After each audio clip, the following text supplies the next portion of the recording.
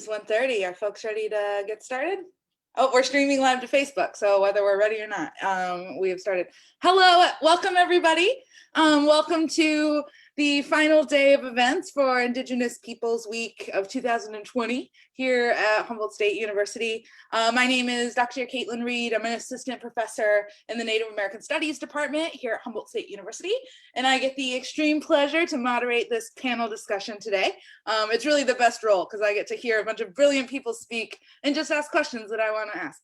The title of our discussion today will be called Decolonizing Public History: Indigenous Resistance to the Memorialization of Genocide in the United States. And so we will be thinking through, what does decolonizing history mean? What does that look like? What could that look like?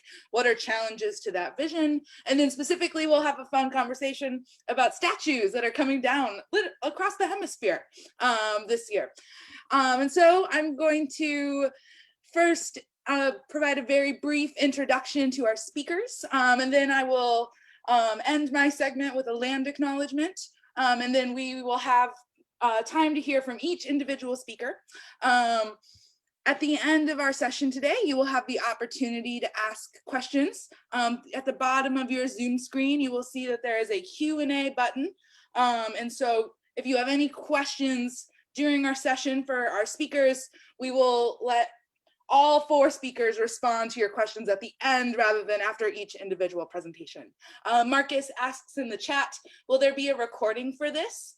Yes, there will. We are streaming live to Facebook now, and it'll be on Facebook after that. And we'll also put it up on our YouTube page in a couple of days. That's HSU NAS. You should check out our YouTube channel for a bunch of great stuff. Okay, so we have an esteemed array of speakers today. We have Brittani Orona. She's from the Hoopa Valley tribe. She's a PhD candidate at the University of California, Davis. We have Charles Sepulveda. He's Tongva and a Hashiman. He's an assistant professor of ethnic studies at the University of Utah. We have Dr. Kayla Begay. She is a Hoopa scholar. She is an assistant professor of Native American Studies at HSU. Oh, and Dr. Sepulveda is also a doctor. And then we also have the CEO of the 7th Generation Fund. She is Zuni Tia Oros Peters. And so we have a great panel of guests today. And now I will transition into a land acknowledgement. Humboldt State University is on the land of the Wiyot people. We begin our talks by acknowledging that we are on Wiyot lands. This includes the Wiyot tribe, Bear River Rancheria, and Blue Lake Rancheria. HSU is in the town of Arcata. This is known as Gudini, meaning over in the woods or among the redwoods. Wiyot peoples continue to remain in relationship to these lands through ceremony, culture, and stewardship. They are an important part of not only the history of this area, but also in continuing knowledge of this place.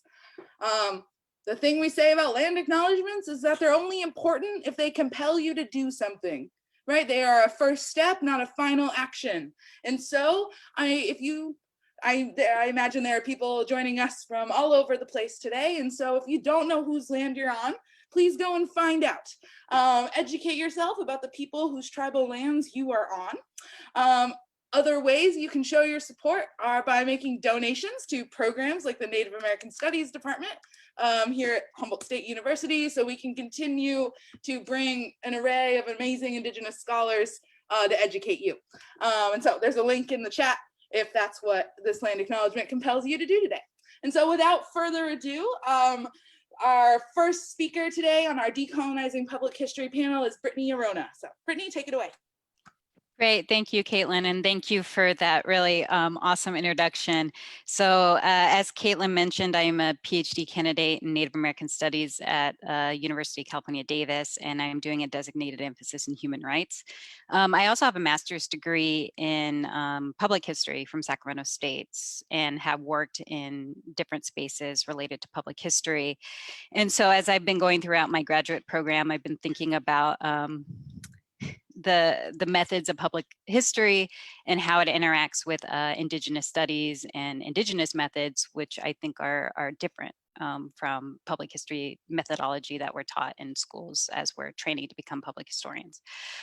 So I have a brief PowerPoint today, and I want to also acknowledge that right now I am on the lands of the Amamutsan people in Santa Cruz. I'm at a beach house, as you can see the seahorse behind me, doing some work on their territories. And as in relation to Kaitlin's and Humboldt State University's call to action, I'll be donating to some of their funding and their programming after this presentation is over.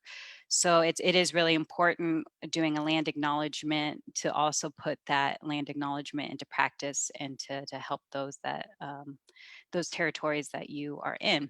That's a really important part of all of this. So I'm going to share my screen now.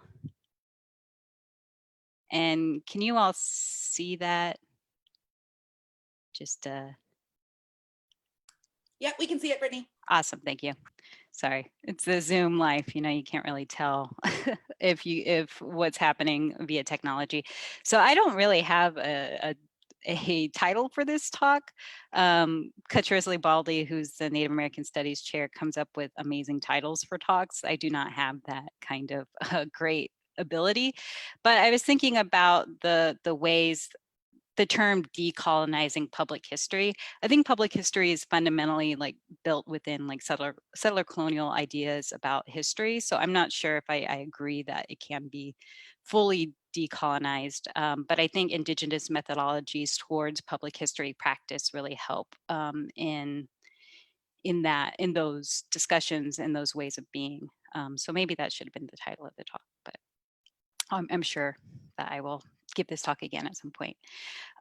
So I think one of the main points of decolonizing public history would be giving land back. It's a call that I think if you've been tuning into Humboldt State University's program, if you have been engaged in Indigenous studies or watching anything happening across the country, you'll be familiar with these calls of giving land back to tribes so that we can interpret our histories, take care of the land, engage with our spaces more fully, but also decolonization and abolition, which is not a metaphor, right? They're not metaphors. And it's there. So I'll leave it at that because there are other scholars on here who could speak more broadly and more closely to those ideas. But decolonization and abolition as important means of interpreting and telling history. Land remediation. So I've been thinking about this a lot because I'm an environmental scholar in the environmental humanities. And once giving the land back, what is the conditions of the land that are given back? You know, Dr. Reed talks a lot about marijuana cultivation on Indian lands and how that impacts the environment. So once you get the land back, what is the state of the land that is given back, and what the responsibilities of settler governments and settler people to remediate and restore to. And then time. So I think a lot about this concept of time from Mark Rifkin's work on settler time and how history and public history is often designated through events ending and beginning. So I'm thinking about like Ben Madley's work in American Genocide that denotes that genocide started in 1846 and ended in 1873, which is something that I and many others, I think, on this panel too, fundamentally disagree that genocide has an end and beginning date, that it's an ongoing process that we've been experiencing up until the present day. So what does this all have to do with public history? It really has to do with the things that we see, the memorializations that are out there via different statues, via the ways that settler institutions talk about our collective past, and the way that those histories are told on land bases. So like having a place like Sutter's Fort, where I'll talk about a little bit. I'm from Sacramento, so Sutter's Fort is often on my mind. But a place like Sutter's Fort, where the history is told only through the experience of John Sutter, and Native people who have lived on that place since time immemorial are only discussed either within the context of being helpers at the fort. So there's not a lot of discussion of violence there. And then also in the context of only within the time period that John Sutter was at that place, right? Like Nisenan and Miwok people had been interacting with that space for long before John Sutter came. So that history isn't necessarily discussed at that site. And I know there are efforts towards getting to that point, but I just use that as an example to think about how settler memorials or histories are talk about land and talk about history. So land is history. I don't know if you're going up 101, if you're from the Humboldt area and you're traveling on Highway 101, you'll see this really amazing outcropping rock. It's really noticeable. And before I even knew about what it was or the history of it to the Hopland band of Pomo Indians that live in the area, I was always struck by this place. And, coming from Hoopa and my positionality and understanding land, or, at least having a cursory understanding of land and what land means to us, I always thought that's an important place. It's very clear that it's a very significant site, and it is. And so I bring this area up because it's designated as a California Historic Landmark. And the California Historic Landmark Program is administered by the California Office of Historic Preservation. And there are these little plaques that you see on the side of the road. And being a public historian, I make my husband stop at these plaques all the time because I want to read about how the history was interpreted or what happened there. At heart, I'm really interested in that stuff. But when I started to trouble this program more closely, you see that the people who make those designations, California Historic Landmark designations or the plaques, are often not Indigenous people, Black people, people of color. It's often done through, and it was often done through in the past, like Native Sons of the Golden West, which is a fraternal organization related to preserving the history of the West, that was actively actually against the Chinese immigration when it was first founded in the 1800s. And then also places like Native Daughters of the Golden West, which is an offshoot of that organization too. So I think when we're thinking about public history, it's important to recognize that history is not objective. It's very subjective. And it's really based on the attitudes of the people who make these plaques and determine that a site is important enough to be placed on another program like the National, Section 106 in the National Preservation Act, being put on the National Register. So it's really up to groups or organizations to put these things together. And so I mention what is now called Frog Woman Rock because it was originally titled, and forgive me for using this derogatory term, I don't like to say it, but Squaw Woman Rock. And it was designated in 1956, and it was based on a white ethnographer's interpretation of a Pomo story. That really didn't have any bearing within the tribe. And so the tribe, the Hopland Band of Pomo Indians, advocated for the change of this rock in the feature to talk more about the history and the story that is associated with Frog Woman at this site. So I think it's, so that was changed in 2011, so it's a fairly recent change. But I use this example to also let you know that history is fluid and has many different interpretations and many different people who are interested and invested in it. But I think when we're thinking about lands, and especially with Indigenous lands, that underlying story needs to be the true story of what's happening and needs to be the basis of how we're considering public history and history.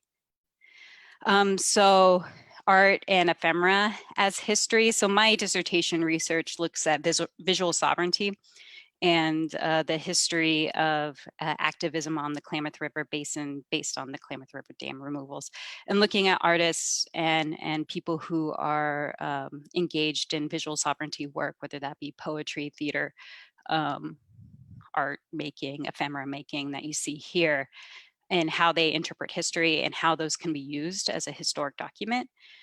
So I take a lot, and I'm interested in the work of Chadwick Allen in his trans-Indigenous study about reading different types of materials as history, rather than just looking at archives or written sources, which I think public historians and people who, you know, make these monuments tend to do, without ever troubling why those sources are made or who determines what's in an archive too, which is a really important point because it's a person who does that. It's not just objective. But art and ephemera as history. So on the left is a Dal Castro painting depicting the Nome Cult walk from Chico to Round Valley. So really telling the history of the Kankan Maidu people who were removed and sent to Round Valley, and that really devastating walk that occurred. And then on the right is a picture of me where you can't tell it's me, obviously, but I'm wearing the shirt, Stop the Killing, Release the Trinity Flow. And this was from a advocacy effort, like maybe 4 or 5 years ago, that we still do, actually. So that kind of advocacy hasn't stopped. But really trying to show how images and history can be, images and art can be a form of history and reading history and understanding it better. So, and then refusal of settler colonial narratives. So on the left, I like the picture on the left because it says land back now too, which I think really interacts with how we're seeing monuments to history being portrayed, and then also the calls for land back and abolition on Indigenous lands. But on the left is the taking down of the Winipero Serra statue it was last week, I think that happened, or this week, at Mission San Rafael. So that was led by Miwok people to remove it themselves. So I think it's a really important movements that are happening right now. And then on the right, I talked about John Sutter, but is the removal of the John Sutter statue across the street from Sutter's Fort. So if you're familiar with Sacramento, it's right across the street from the hospital. Sorry, I'm like going into geographic detail of Sacramento, but across the hospital named also after John Sutter. And so there are calls for both the removal of the statue, which happened, and that was all based in tribal advocacy. So I think another important point that I want to make about these statue removal and also the reinterpretation of history, that it doesn't happen just out of the goodness of institutional or, you know, the institutional hearts. It really happens because tribes and Indigenous people and allied folks are pushing for these changes and pushing for their histories to be told in an accurate and fair way. You know, Winipero Serra was canonized. And with strong advocacy and pushback from tribes, giving sources and information about his writings and what was going on in the mission system. And so and the same with John Sutter, you know, the narratives about John Sutter are also well documented. I mean, Sutter wrote about himself too. And any of these people that were uplifting through these memorials, these monuments, you know, you can talk about the atrocious acts of colonization that happened in the Americas and elsewhere, but in California especially, those come up quite a bit. But that history really matters into the perception of how people see us today.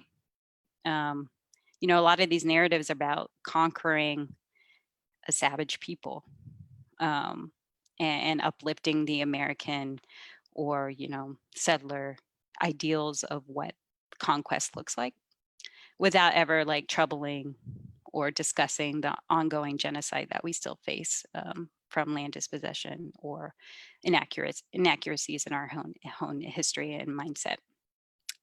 So I think I'm probably getting close to being done. But so I was thinking about Indigenous methodologies and studies in public history practice.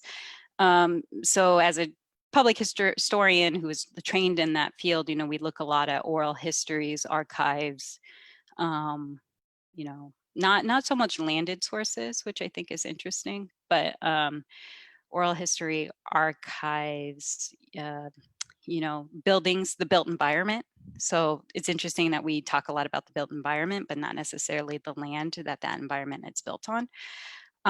So these are just things that I think about as doing public history practice, is deconstructing the archive.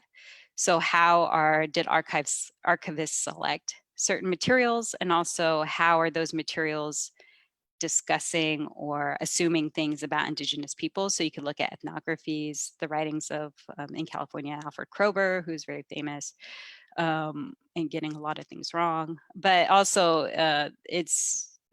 you know, the interactions that Indigenous people had with these ethnographers too, that I think you have to trouble that relationship as well.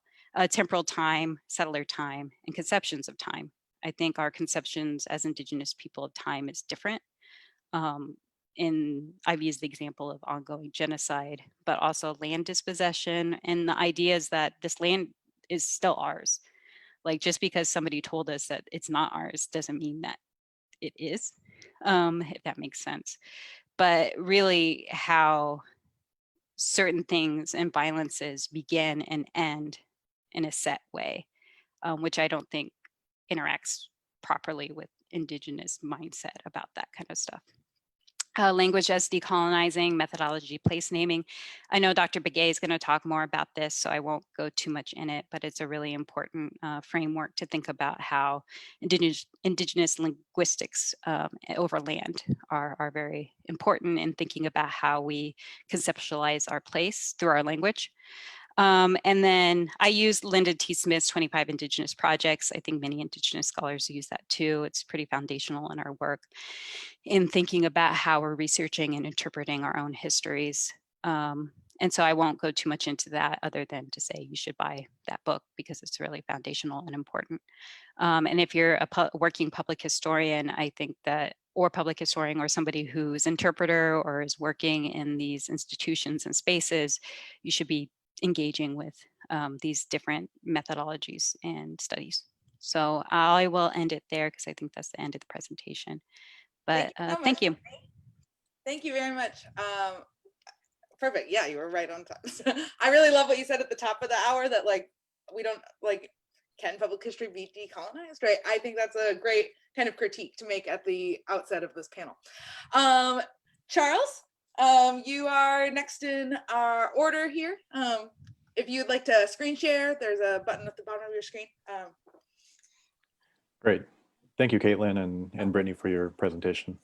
I wish I had a nice PowerPoint to show you all, but I'm not that professional at the moment.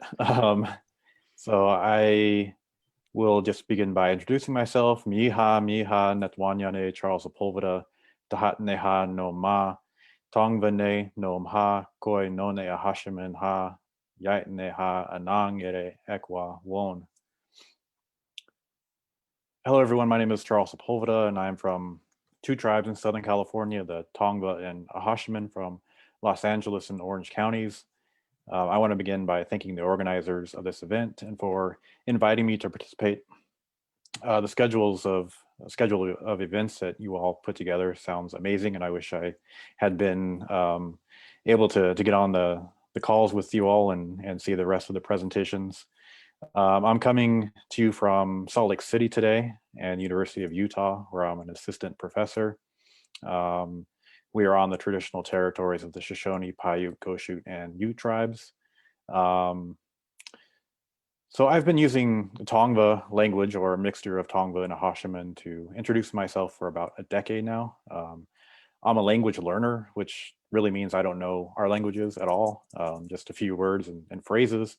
But the first things I wanted to learn were how to introduce myself, how to say my name is, right? And recently I started including the phrases I am alive and we are still here into my introduction.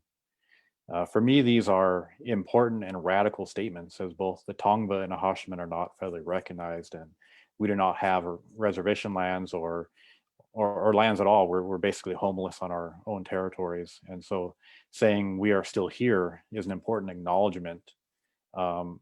Not only that we are still here, but that we have always been here. And we have been here before colonialism and will be here in whatever comes after colonialism, which is part of the conversation we're having today about decolonization and then what does that mean, and specifically around the areas of history. So lately, I've been talking about abolition in relationship to decolonization. The two are intimately connected. And we can understand that the United States is a racial nation building project. Its foundations are in white supremacy. And I want us to think of this as a structure of social organization and human dominance, rather than conjuring white supremacist KKK extremists. It's a structure. So it's beyond these sort of bad people that we often think of when we hear the words, the terms white supremacy. Instead, it is something that affects us all. The two primary logics of this foundation are conquest and slavery. These logics can be understood as both policy and discourse. For example, it is common sense or public discourse that Indians had their lands taken from them. However, this is also policy and entrenched in property law. It is long decided case law with well-established precedents, something that the Supreme Court, with or without Judge Amy Coney Barrett, will not be revisiting anytime soon. This precedence, which remains the law of the land, originates in white supremacy. So if the theft of the land is justified in white supremacy and continues to be the law, we can then conclude that the structures of white supremacy are well solidified in US law, which organizes all of our lives. However, sometimes public discourse is also divergent from the law. An example of this is how Americans believe that slavery has been abolished. It is common sense that slavery is illegal.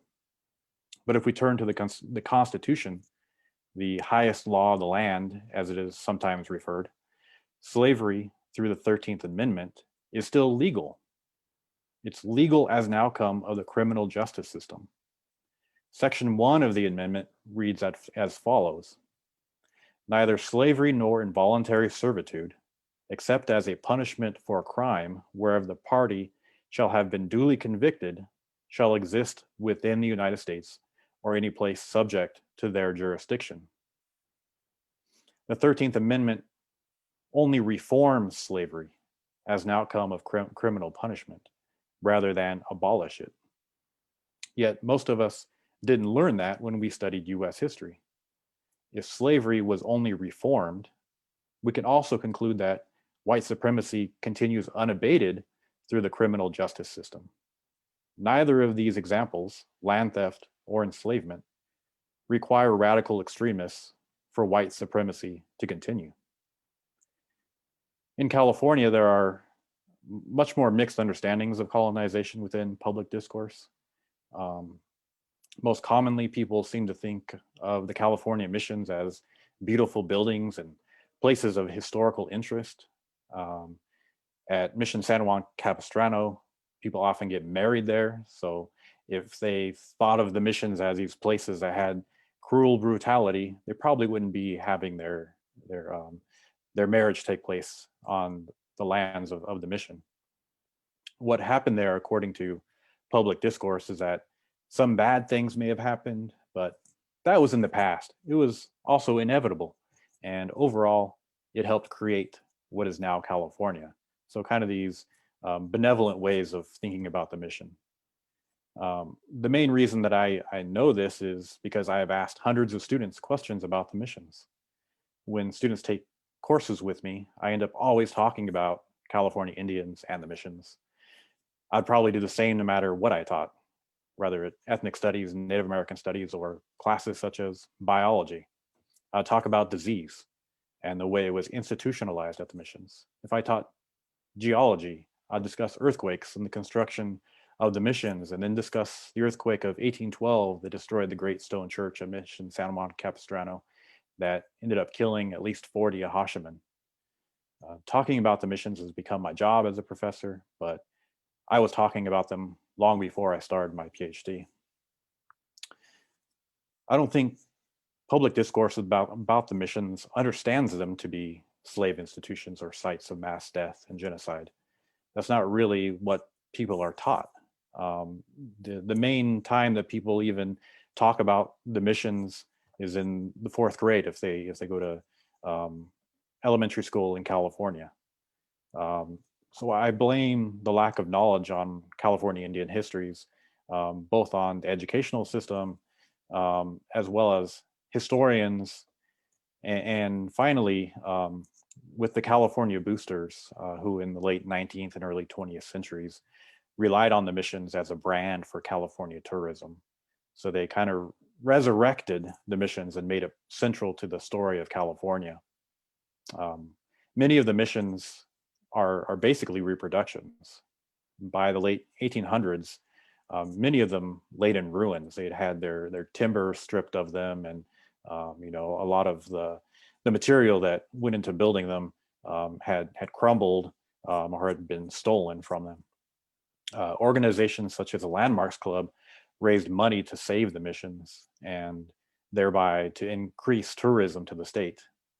They fashioned a romantic narrative about about Spanish colonialism and relied on Helen Hunt Jackson's novel Ramona to do so. They then set about creating a built environment in California that told the story of a benevolent conquest through mission revival style architecture, a form of architecture which is still prevalent in California today. And you can see this in cities such as Santa Barbara and San Juan Capistrano, where the identity of the city is based on this architecture.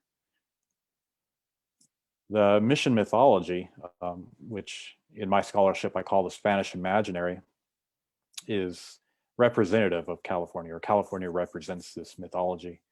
And we can see this within the statues that are placed around the state, or the bells, as well as the architecture, but also in the way that the state represents itself in the National Statuary Hall within the United States Capitol building in Washington, D.C. California chose 2 statues to represent itself, and currently those are Ronald Reagan and Junipero Serra. Serra is sometimes referred to as the founder of California, and I believe that's what the plaque says at the Statuary Hall about him, that he was the founder of California. I would argue that what Serra is really the founder of is a white supremacist regime in California. California Indians have long worked to dismantle this mythology about the missions that relegates California Indians into this position where they benefited from the mission. Even when they were enslaved at them during the 18th and 19th centuries, they organized in rebellion. So thinking of the ways that there's this long-standing resistance to this mythology. They burnt missions, killed soldiers, priests, many organized rebellions that weren't fruitful, so they weren't successful in those organized rebellions, but they were still organizing. They were talking to one another and saying, we got to stop this, right? We cannot allow ourselves to continue to be enslaved. We can't allow this these mass deaths to continue. We can't allow the continuation of the destruction to our lands, the theft of our lands. And so they organized and they rebelled. Despite this history, today, when California Indians and others want to remove statues of Serra, they're viewed as extremists, and I would say they're not extremists. I don't think I'm an extremist. I'm just simply continuing in a long tradition of fighting against tyranny and its glorification. Some would say that the removal of the statues is a removal of history. And we hear this a lot, that removing statues removes history. But somehow most people know about the American Revolution and how they were successful in winning the war against England without statues of King George III in every US city. And if I remember correctly, in 1776, after a reading of the Declaration of Independence, New Yorkers pulled down a statue of King George III. And yet, again, somehow we know who won the war without his statue. As far as I'm aware, there aren't any statues of the king in the United States. After the revolution, people continued to believe that England was oppressing the colonies, and usually oppressed people don't endorse statues of their oppressors. It's strange that in the United States, there are so many statues of the oppressor, right? And somehow it's controversial. It's not. It's growing in popularity, but it's still controversial that people would not want statues of Confederate generals that memorialize slavery, or statues of Hoopa or others who memorialize genocide. In order to decolonize history, as this panel is discussing, we have to help people understand that simple fact that we're not fighting to remove history. We're not fighting to no longer have the history of Hoopa or the Confederate generals being told, but we're changing the way that those stories are being told. The oppressed or colonized do not want statues of the oppressor. I don't think that's difficult to understand. And it doesn't matter what kind of patriotism or heritage that you attach to the oppressor, they remain the oppressor, even if they are long dead. Memorializing genocide, to say it clearly in a discourse that is easily understood, is not cool. It's not cool to celebrate mass death. In 2015, despite California Indian resistance, the Catholic Church canonized Hoopa into sainthood. Their claim is that Sarah brought the word of God, and if California Indians died in the process, it was not the intention of Sarah or the church, and therefore they are absolved from responsibility. The canonization therefore celebrates California Indian genocide, just as the memorials and statues do. Decolonizing history means recentering the colonized, the Indians, in the telling of history, not as mere objects of history, but as people who also make history. So if we were to write a decolonized history of California's conquest, we would not focus on the Spanish missionaries as people doing God's work. Instead, we would explain, we would write about them as colonizers instead of focusing on what they intended to do. Sure, we would explain their intentions, but that wouldn't be the focus of how we would write that history. A well-respected historian of mission studies, he writes about California Indians as children, and I really don't like his scholarship. I won't mention who he is. If you know the literature, you probably know who I'm talking about. He writes about California Indians as children. He argues that the Franciscans could not be enslaved, or the Franciscans could not enslave Indians because they viewed them as children, as their wards.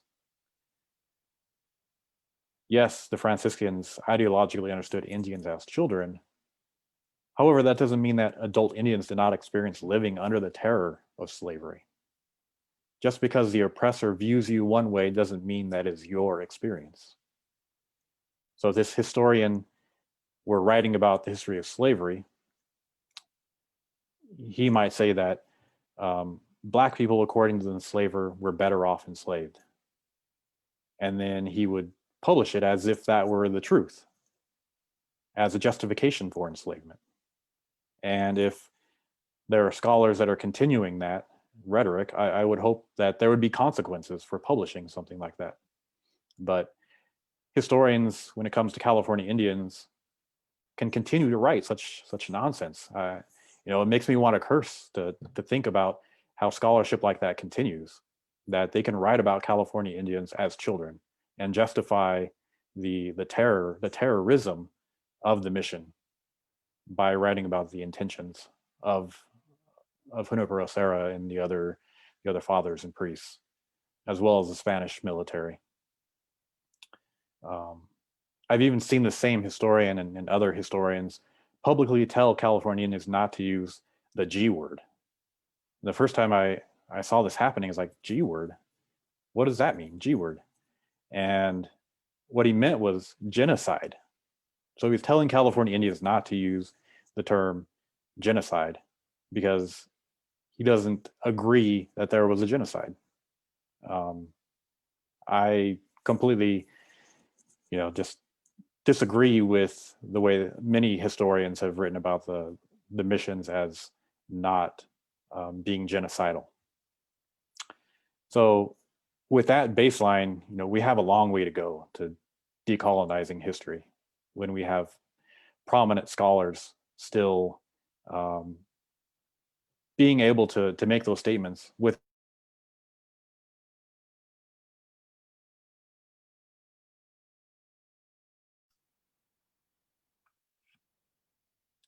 Did Charles freeze for anyone else? Okay. Charles, I don't know if you can hear us, but your audio froze. Just as the end, as you were finishing, but. Am I back? Yep, you're back. Okay. Okay. Oh, Sorry I hope about it didn't that. cut off your last powerful line. Yeah, let me see. Where am I? So decolonizing history begins with retelling our stories and resisting the scholars that continue to justify white supremacy in all of its forms. So those scholars that would say that there wasn't genocide, right? What are they really doing? They're justifying white supremacy. And I will end with, of course, decolonization is about returning land, and I hope that is clear to everyone that it's not a metaphor as Tuck and Yang, right? It is about returning the land. So with that, I'll pass on the virtual mic to the next speaker, and thank you again for inviting me to be part of this conversation. Thank you. Thank you so much. I think the denial of genocide in California is an excellent segue. For folks who don't know, Kayla just co-edited an amazing special issue as part of the Humboldt Journal of Social Relations, and so if you want to read more about the ways in which historians continue to refuse to acknowledge the genocide that occurred in California, please check out Kayla's work. And so I'm gonna, Kayla, take it away whenever you're ready. Okay, I'm unmuted, correct? Yes, okay. So I'm going to go ahead and get started. The title for my talk today is Wang Hotlik, Concerning It and What Has Been Told. And I'm going to start with a little bit about myself. Hey Kayla Begay Foliet, Tak Amish Gamish Hontach Nikiao Nahwa E Tsang Satan Ding Sufdai Hayahe Natinu Sufdai Netin. My name is Kayla Begay. I come from the Acorn Stirring Place in the Hoopa Valley, and I currently live in Eureka, California. I have a picture here of Natinu, where the trails return, the Hoopa Valley, as the center of the world, or the place that I come from. And today I'm going to go ahead and we're grappling with this question of what would a decolonized public history look like. And I'm going to go ahead and come back to, again, what others have said, which is that referencing Eve Tuck and Kay Wayne Yang from 2012, that the goal of the article is to remind readers what is unsettling about decolonization, and decolonization itself brings about the repatriation of Indigenous land and life. It is not a metaphor for other things we want to do to improve our societies and schools, but it works towards this decolonization, repatriation of Indigenous land and life. And so what a decolonized public history looks like, again, others have brought up whether it's possible to decolonize a Euro-American conception of history. And I would argue that it's not just inclusion of our stories into settler narratives, but again, that it works towards repatriation of Indigenous land and life. And so coming back to my own language, what is our term for history? I'm coming to this idea of Wang Hotlik, which is concerning what has been told and what is passed down in that way. Let's see.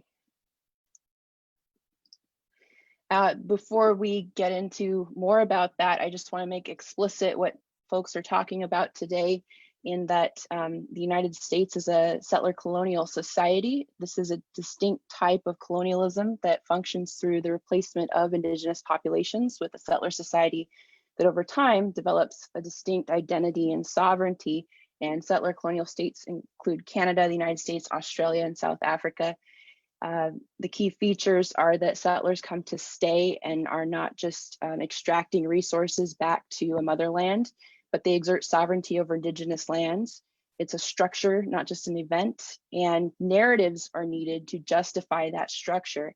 And so public history has, over time, been used to justify the structure. And some of those narratives include terminal narratives that basically talk about Indigenous people's disappearance and naturalizing that, as opposed to talking about genocide and the policies that each of these settler colonial nations enacted, how similar they were, and how they worked towards elimination or erasure of Indigenous peoples and societal structures.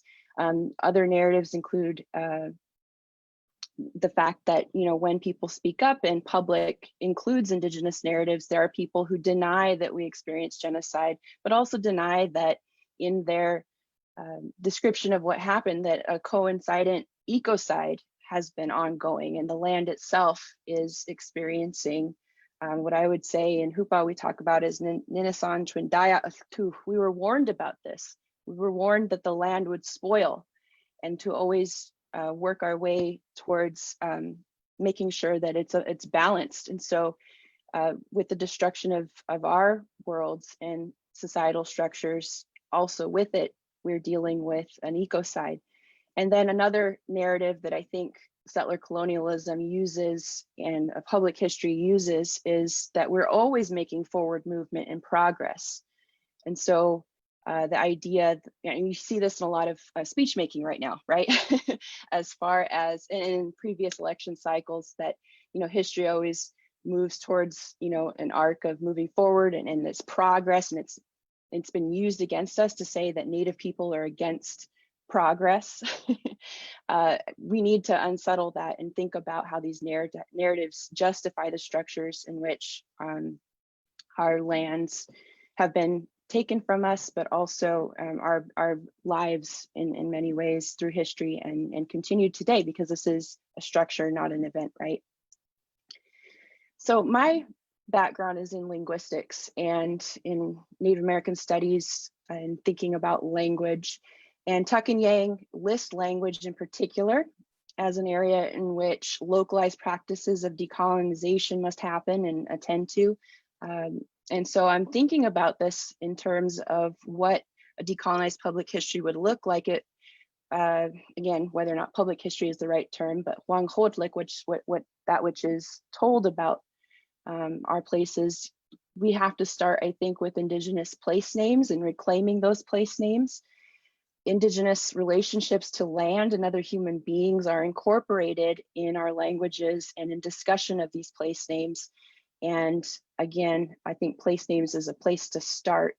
And a reason for that is that, our people, when anthropologists and linguists came and are continuing, to record our languages, our people didn't just record the language for, the sake of grammatical forms and understanding, the structure, but rather they were sharing stories, Wanghootlik.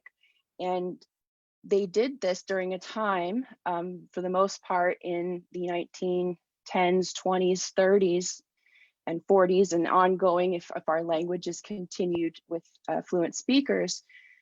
But Dr. William Bauer, for example, is a historian who's published a book, California Through Native Eyes. He talks about during the period of the Great Depression, there was a time in which a lot of our Native people's stories were being written down. And he writes that oral narratives featuring specific place names countered and challenged settler understandings of California history. So between 1820 and 1935, settlers renamed many of California's landmarks. And this is a part of the Indigenous erasure, right? And settler place naming or renaming was a discovery ritual by which settlers colonized Indigenous land and economies. And about place names and history and Huanghuotlik, it's important to recognize that one method of telling history for our peoples is to not so much think about things in terms of a number line or a historical timeline, but rather prioritizing physical location and going to that place and talking about that place. And that for us is an Indigenous methodology to walk the land in which our old people, or even prior to people, is encoded in our languages and these place names to really know it, but I'll complicate that in a moment about knowing. So Indigenous history in this way is written on the land, and various scholars have talked about this, but place names in general can encode visual perspectives or vantage points and how things look on the land. That may have changed, right, since settler colonialism and structures that have worked for ecocide. Presence of particular natural resources. Natural resources might not be the term. We have relationships to these plants, for example, or animals. Customary practices. Places are named for our spiritual beings, first beings, and their doings, and serve as reminders as how to act and be on this land. There are sites of historical villages. For others, it might be clans outside of California. Historical events or periods. And so Indigenous place naming and history being written on the land in this way never stopped. And it's ongoing through this period of settler colonialism that we're now experiencing. One productive way of doing this in Hoopa language and in Dene languages is to talk about the place in a description and then add ding or dung or dun. And this doesn't just mark a place in the world, but as well as a place in time in our Dene languages. And in my classes, I often have students learn about Indigenous place names. Here's just a sample of some of the ones that have been talked about in the past, all throughout California and beyond. It's a way of learning history.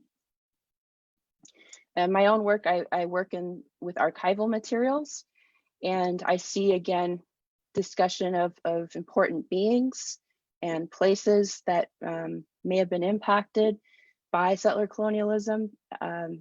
Also, what's important as places that you might find important things to, our construction of baskets and all these things that maybe be different today. Just some of the names here: Sint Es Ninyat Ding, Turtle Comes Place, Nolecho Ta Dung or Ding, Waterfalls Large Among Place, Tol Sol San Dung, Tui Lai's Place. This is Wailaki, a related language to Hoopa. But also, as I mentioned, the ongoing naming of places isn't just to some historical past prior to contact, but it's ongoing. And learning about history, I find that in learning language and then place names, that encoded is the experience of our people in a way that reading the archives sort of really, I would say, is just an enumeration, or counting Indigenous bodies sometimes, if we want to talk about that particular author that people are not naming, but it's humanizing the experience to that we really understand. And Jawatchguri, Fort Humboldt for Wiyot, I don't know the name for that place in Hoopa language, but I know that my people were taken there, and I know the story of how people were taken and rounded up and put on a ship going up and down the coast, so it would confuse them, and then taken to Round Valley, another reservation area in California, and they weren't supposed to know their way back, right? But they found themselves recognizing the land and making their way back. And so that's not a story I'm going to find in the archive, but describing that experience, it jogs in my mind in the stories that I've been told about our people. Other sort of place naming examples, I can think of the Hoopa boarding school, the elders that I worked with in my time went to boarding school or were just after that period. And they described that experience because working with them on language, it brought up those experiences. And this is a picture from 1913, the Hoopa Indian Reservation and the boarding school there, that brought up in our discussions, for example, you know, the place naming and the naming of that time and place, house it gets dark. And that was an experience of our elders. And this eventually became the name for the boarding school basement. I mean, this was the name for the boarding school basement, but this eventually became the name for any kind of jail. And so, you know, an Indigenous conceptualization of events in history, I find that in our languages we have that. And again, it's truth telling. Now, again, this is not things I find in the archive necessarily, but talking to our elders, I encourage all the young people watching, ask questions, talk to your elders and learn your family histories, even if it's in English today. Those experiences from the past, you know, inform us in our worldview today, even in English. Also, the fact of Indigenous place names being used today, I think about Tuluwat. I mentioned it today as Dakhwalafting and Hoopa, which means floating land. It's also that in in Wiyat, Tuluwat. There was Indigenous land reclamation in the last year in which the city of Eureka gave back the island there. And I really have to think about how important it was to be reclaiming that name in that process and using that name, and how storytelling about that place led to that process. And it was really integral, I think, that Wiyot people, you know, in their movement, that the language was incorporated. So other aspects of this, Indigenous relationships to land and other than human beings, as far as I'm speaking about Indigenous place names, but also in our languages, Indigenous relationships to land and other than human beings. Our languages teach us ways to think about the world in such a way that we are not just centering humans and assigning agency to humans, but rather the land itself, and also to the beings that we've made relationships to and we're responsible to. And so I think about the village that I come from. This is a picture of it, but some of the stories that I've read talk about the land in such a way in which, you know, when we're out in the world, one of the things I was taught is that you are supposed to introduce yourself to the land whenever you go to a place that you don't know. And you introduce yourself, and that's something I've done all throughout my life. I've gone to Santiago, Chile, and introduced myself to the land. When I visit other people's lands, it's important to talk to those peoples, but then also the land itself.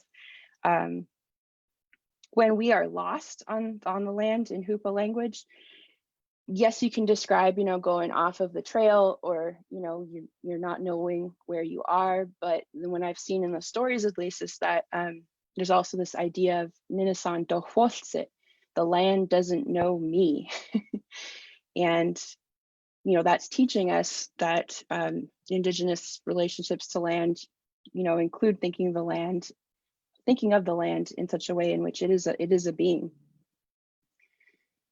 So what would a decolonized public history look like? It incorporates these aspects, I think. Wang Hodlik includes place names as a place in which we're able to speak about what's happened and what's been told. I think that it incorporates agency to the land and other than human beings, that include plants and animals, and other beings too, our first beings. But language itself, in thinking about this, I just want to talk for a moment about the concept of linguistic or language revitalization, and where people are writing about decolonization in this. And so Leonard 2017 argues for language reclamation, which moves beyond a focus on direct language measures, such as creating new speakers, but also that which is language revitalization, right? To incorporate community epistemologies, such as how language is defined and given socio-cultural meaning. So revitalization, as we've seen it, focuses on the language itself and the goals and measures revolving around aspects of grammatical fluency, quantifying number of speakers, etc. And it leaves out a lot of non-linguistic factors. Maybe people can look at it as like leaving out our culture or our beliefs sometimes. Reclamation, rather, is a type of decolonization, and it begins with community histories and community needs determined by the community, and uses this background as a basis to design and develop language work. It's sort of restructuring the settler colonial structure in the language work itself, in such that you're bringing in the community histories and contemporary needs into this. And it links underlying causes of language shift to the work and integrates those non-linguistic factors that are so important to language reclamation, but so important to our lives and reclamation of lands, for example. And again, it works towards repatriation of Indigenous land and life. And so some thoughts about this on reclamation is that we need rematriation of materials. There's a lot of places, the archives in which our languages currently reside in many ways. They're in colonial centers, but not necessarily in the source communities themselves. And so we need rematriation of those materials and for them to be brought back to the community. Those books with materials sourced from our communities need to be accessible to our communities. Before I could ever work with some elders, the first thing I had to hear about was how the work that they worked with linguists and sometimes, anthropologists, was that they never got a copy of it. And the book, if they wanted to buy it, was $400. And that is, that's not okay.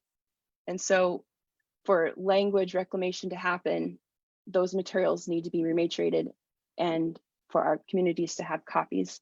Community building rather than dividing. I've heard numerous stories from my colleagues who are native languages, working with native languages who are native, that settler colonial structure has divided the community in this time in which we need to be reclaiming our language. And then I think also I spoke about reclaiming language domains and land reclamation and how those things are linked. And then I just would come back to thinking Indigenous in our language learning. That's really important. That comes from our elders directly.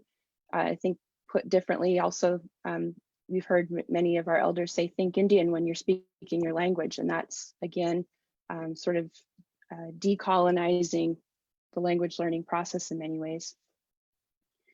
And then the last thing I just want to say is that dating regarding the place we find ourselves on the land and this time, and thinking about history, there is a reconceptualization of right now happening with Native American studies, Indigenous studies, in which we're thinking about the current geologic age and how it relates to, specifically Columbus right now.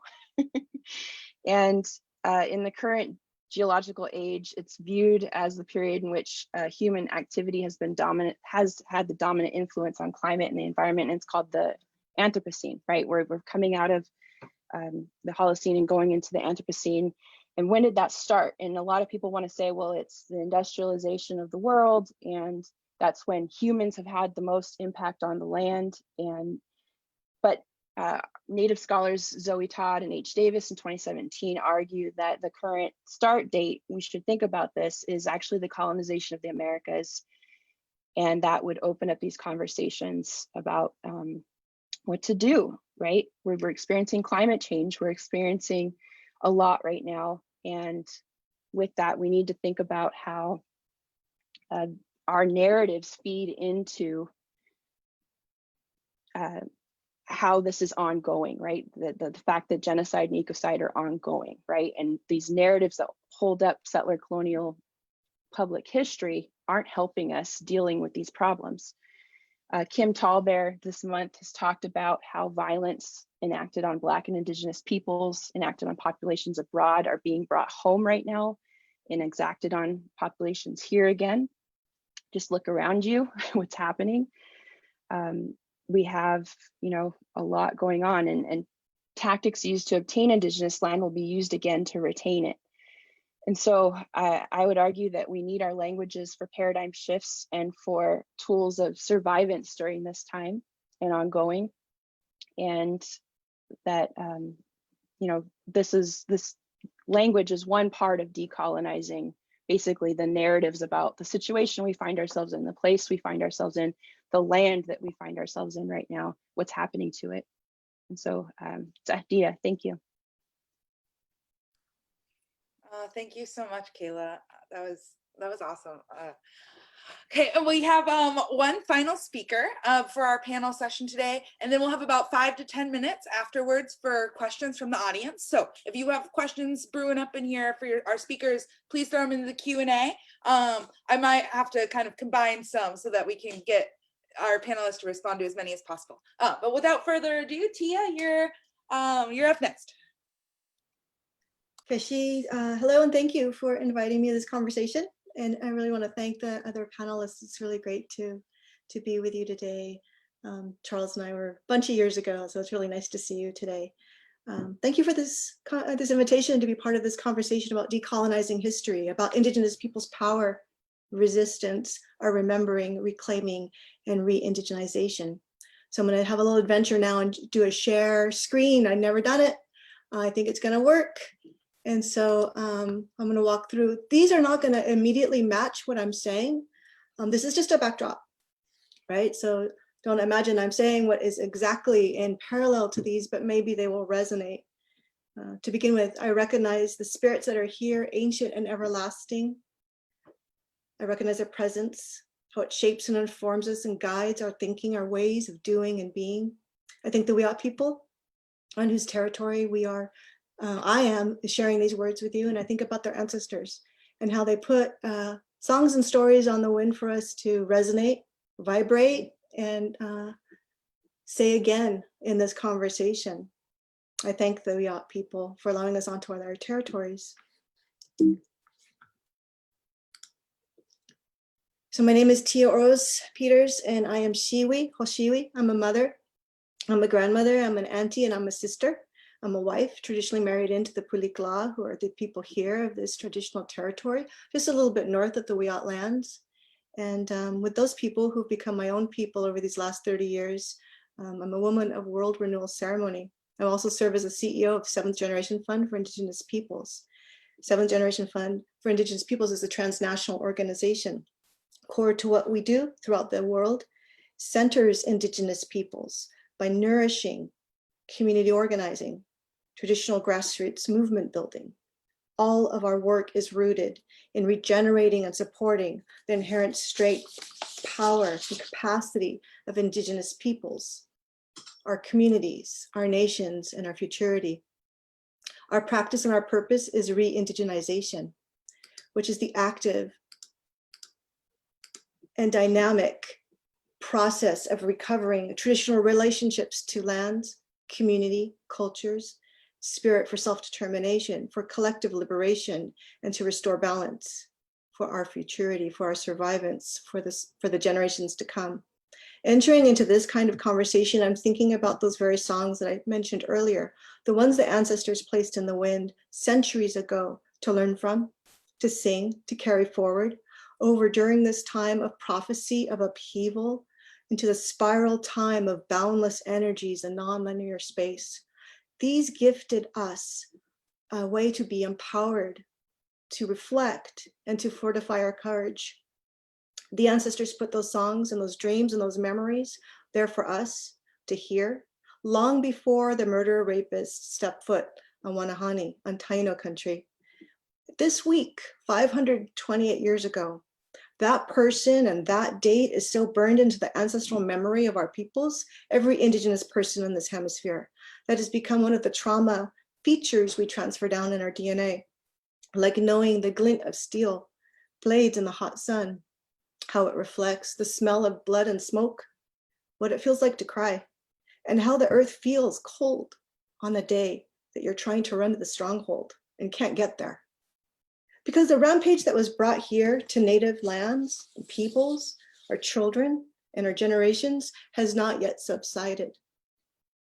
It's ongoing. It's important to recognize that, and some of the other panelists have talked a little bit about that, that we are not post-colonial, we're in a neo-colonial state. What happens here is in contemporary time is intimately linked to those original transgressions, a chain of violences that continue to express across Indigenous peoples' lands, our bodies, and our spirits. Those interior and exterior geographies of our indigeneity, manifesting as struggle sometimes, as doubting, as knowing, as thriving, always evolving. So, you know, today, at this, just like at the time of first invasion, evil remains a shapeshifter. Evil is a shapeshifter, and it takes on different forms, right?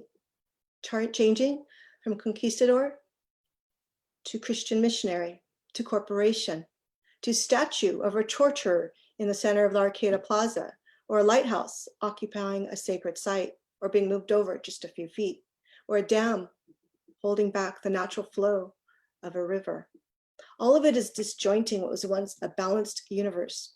And we have a responsibility to reveal, to unmask, and to dismantle those icons of oppression. Predatory evil puts symbols like chokeholds in key places to stay within reach, within grasp, to intimidate, maintaining a threatening presence, normalizing oppression.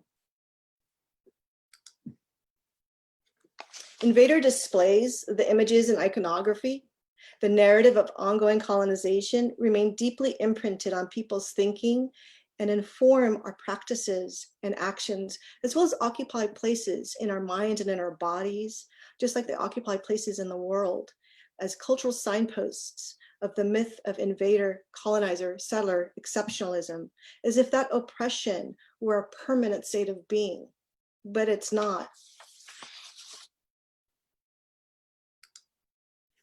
And we know it's not.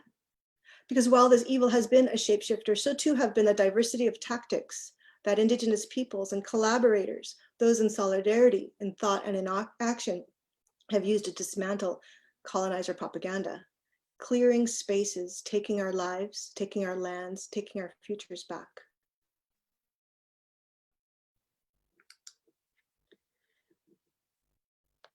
Settler colonizer propaganda takes on many forms. It marks the land, and we need to imagine what that land looked like before. We need to remember. These are essential actions to expose the violence being perpetrated in order to restore balance, in order to fix the earth. What the people here do for all of our relations.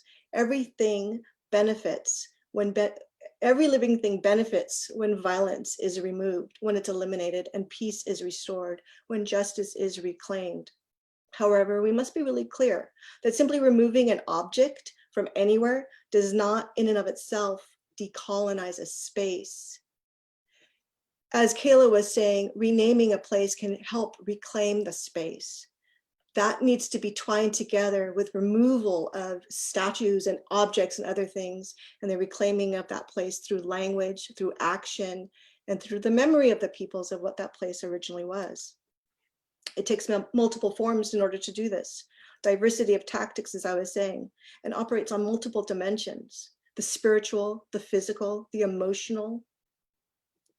If ever there was a time to highlight what it means to transform those 528 years of anguish and of pain into power, it's at this time of prophecy, this time of pandemic and climate change, when birds are dropping out of burning skies all over cities, all over the world, when water has become a commodity, at this time of unrelenting greed, of fires, of floods. It's an unsettling time.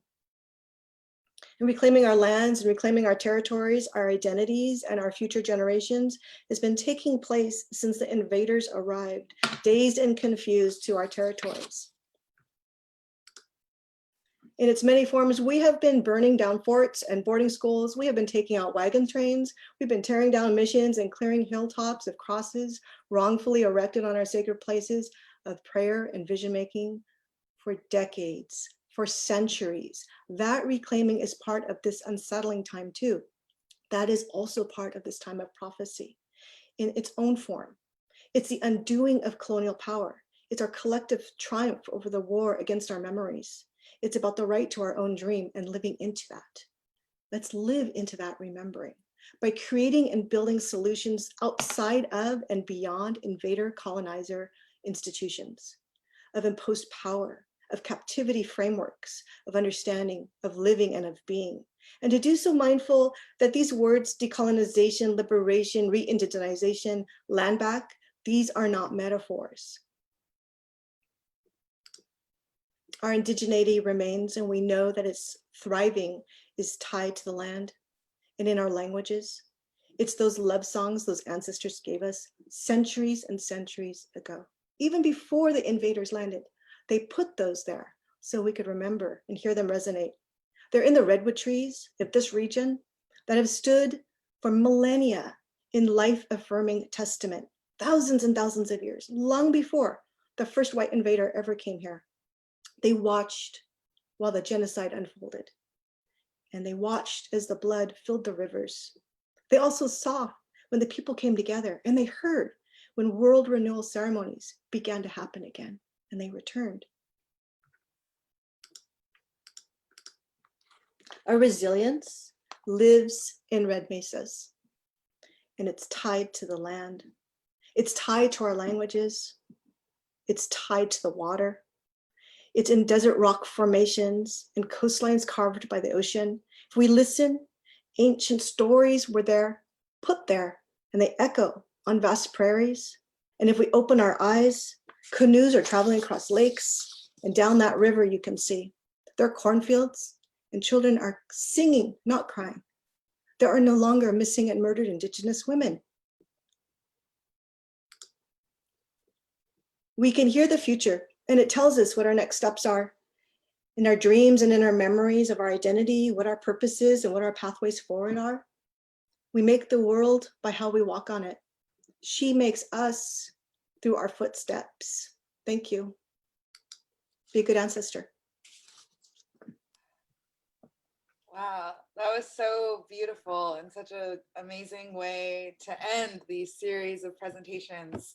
Thank you all so much. Like, I have had just the greatest time the past hour, like listening to all of you drop wisdom.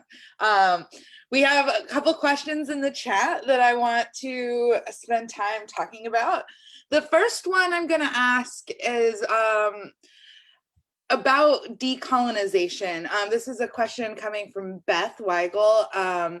She wants to know how you feel about the use of the word decolonization, right? And many of you brought up even Eve Tuck and Kay Wayne Yang's work that decolonization is not a metaphor. It looks like it is the return of lands, but also this notion of changing the way we tell historical narratives, right? That's also connected to that. And so what she writes in the Q&A is that it seems to me that this type of work needs a language that is more than just an affix, right? Like D, and like the subject of this word, right, is still colonization, right? It's just like decolonization, right? But is there something that we need to do that's more than that, right? And so she writes, to the harm that has been done through colonization, since there is no opposite to colonizing except to de or undo it, it seems the only way to talk about it. Obviously, I'm working within an English grammar, which is problematic, but what else might we call this work? And so I want to open up space for all four of you to respond to it if you want to, but maybe Kayla, if you wanted to address this through thinking about language. I'm actually really curious, like, are there words in Hoopa that we could use to talk about colonization or decolonization? Well, I thank you. I brought up Ninasan Twindaya Astuf, which talks about how the spoiling of the land and the land as a being. It's, you know, a being in which it has agency and it has a consciousness. But the opposite of that is Ninasan Hochet no not no Antet, which is we can translate that lots of ways. I think I hear fix the world from a lot of people, people, thinkers, especially because their verb talks about fixing, but and then world renewal and balance the world, right? I think is what I hear a lot of people talking about. But for Hoopa, Hochet no not no Antet, I think has to do with putting it right, something that has otherwise been put not right. And Hochet is truth. It's in a way the truth, the real, the way it's supposed to be. and thinking about that, that comes to mind as far as how we can do that in English. Yeah, I agree that decolonization is kind of it's like a negative thinking kind of, with that prefix and un or d. I'm thinking that in perhaps in English, balancing the world, fixing the world, putting it right is how I would translate that. But you have to think about what sets the world, what sets it to be not right. And there's a lot of things. It can be how we treat the land. It can be how we treat each other. It can be your own thoughts about how you think about yourself. There's just a lot, and you think back to ceremony and how you're supposed to be during that time is making the world, and we have that power. So I kind of ended on the D part, even within the language with the spoiling of the land. But what our ceremonies and our languages teach us is that we can make the world, and it's something that we are supposed to do. Oh, thank you. Did any of the other panelists want to respond to Beth's question, or maybe talk through other critiques of decolonization that you've kind of reflected on in your work? I'd be glad to share something. Thank you. I shared the slide earlier around re-indigenization. The decolonization is an incomplete thought.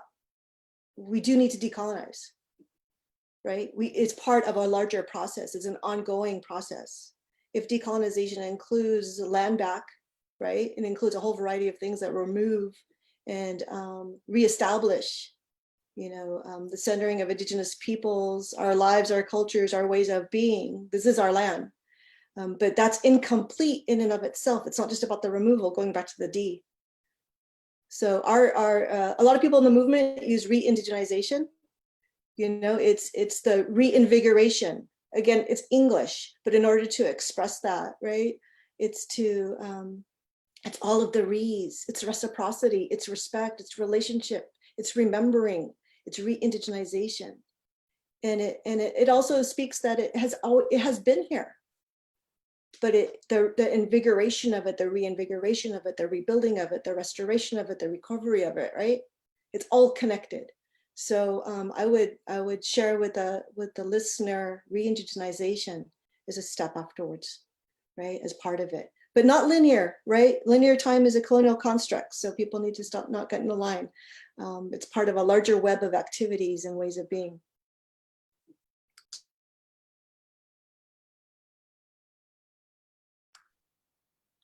I can say something too, Kaitlin and all.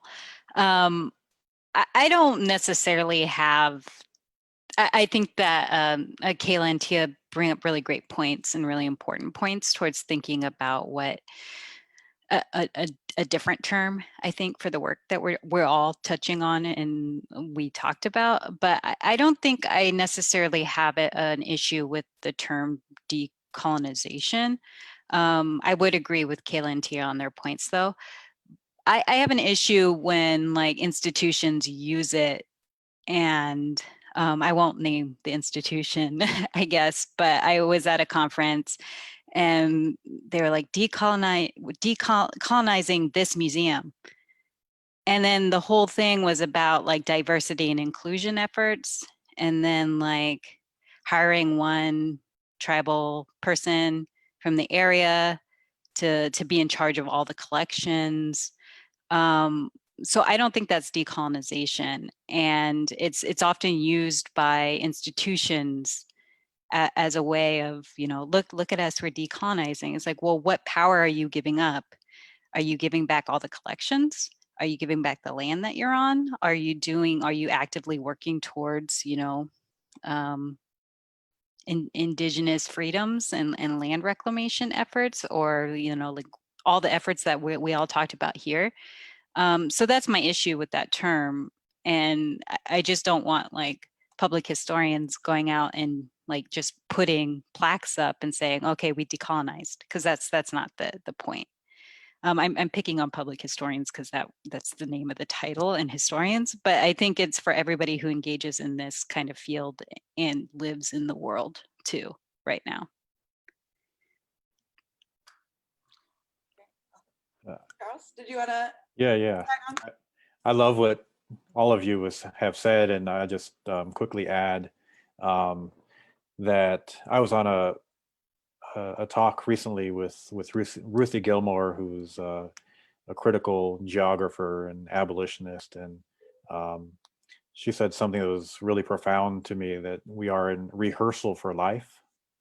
And so I just want to think of decolonization as again, not an end result, but as a process.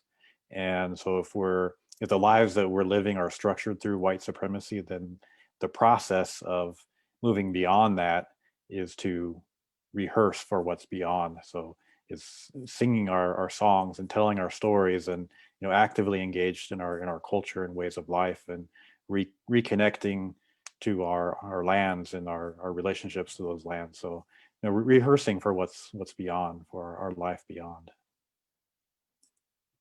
Oh, I really like that. Thank you for sharing that, Charles. We have time for one more. I know it flew by, but we have time for one more question before we end our session today.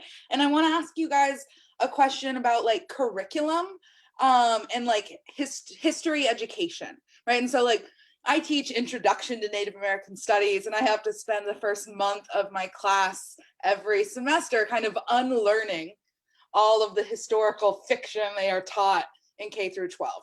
And so like, I think it's been widely talked about for a while that like we need to do something with our curriculum, right? And the way we teach history in public education. But I'm thinking about an argument made by Leanne Simpson in her piece, Land as Pedagogy, which I think is similar to an argument you made at the beginning of our session, Brittani, that like, can you decolonize public history? Public history exists to really advance the needs of the settler state in a lot of regards, right? And Leanne Simpson argues that like the function of public education in a settler state is to produce generations of people willing to uphold settler colonialism. And so my question is a broad one, like, how do we fix historical curriculum in our school systems that lead to ideas of Native people being primitive savages, right? Miners being brave, individualistic heroes, these types of narratives, simultaneously thinking about like what Trump's administration has been talking about, the pro-American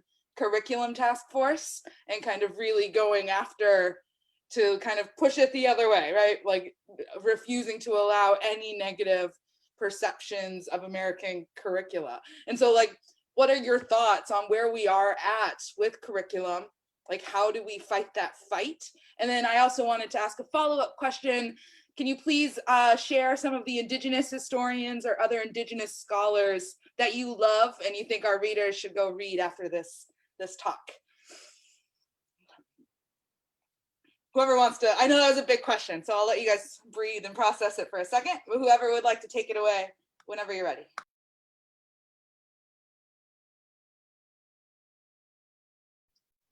So I think as a start, people were asking about resources, right? And what I have people read in my classes is an Indigenous Peoples History of the United States by Roxanne Dunbar Ortiz. There's a lot there that, there's also a young adult version that I think can be used. I would also recommend Camp Temp, which has a collection. It's edited, Keishan Lara Cooper, Walter J. Lara Sr. There's a lot about local history there. And I think my answer to that question about how do we deal with how history is taught in the, like, public schools right now is that there needs to be a portion of local history. There needs to be, I was fortunate in Hoopa to have local history being taught in the high school, but also the inclusion of elders at various points in teaching this. And so I think that, and I also challenge that like school is the place where you learn it because we're in a time of COVID right now and everyone's having to learn at home. And, you know, as parents, people are listening to what's being taught to their kids right now and they are able to do intervention, right?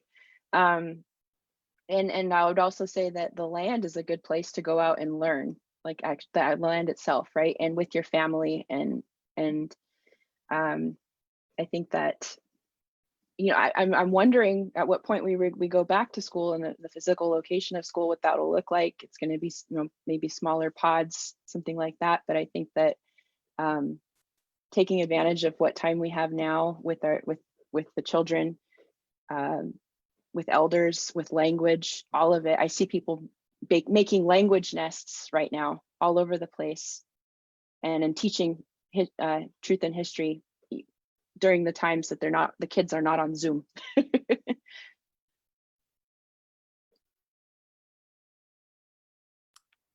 Thank you very much, Kayla.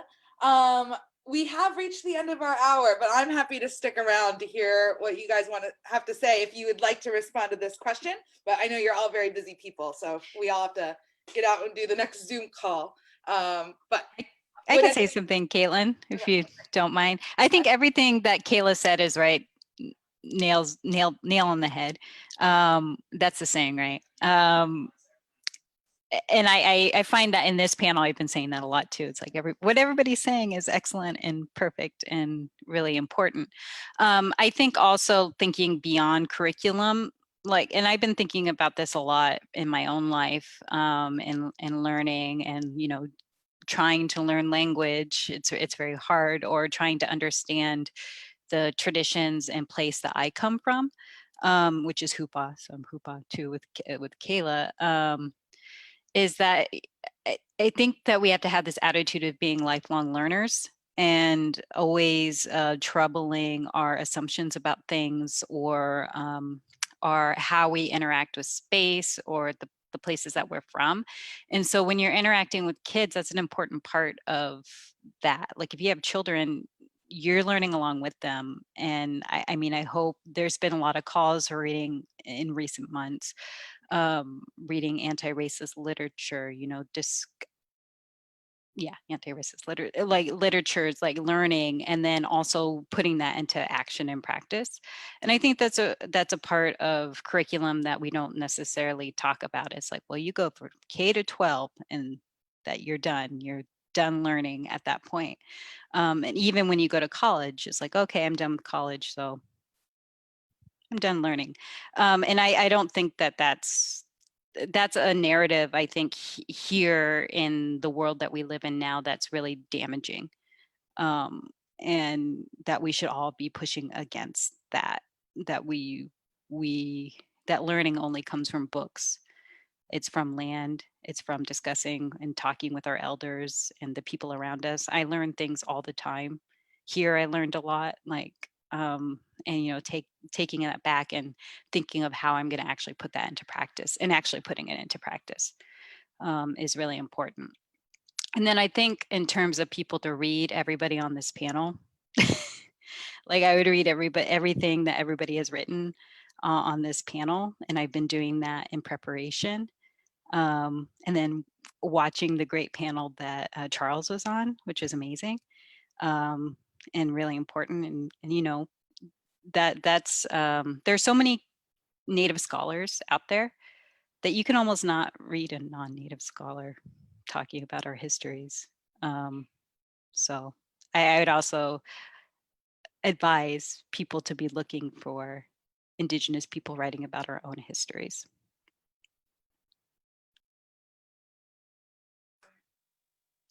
thank you all so much for being here, for sharing, and for educating all of us. I want to let all of our listeners know that Indigenous Peoples Week isn't over yet. In about an hour at 4 p.m., Dr. Kutcher Risling-Baldy, the Department Chair of Native American Studies, is hosting a decolonial dance break. And so we can continue these conversations of decolonizing history while we check out a decolonial dance break. You can register at the link there. And I hope to see everybody at 4. Thank you all for coming.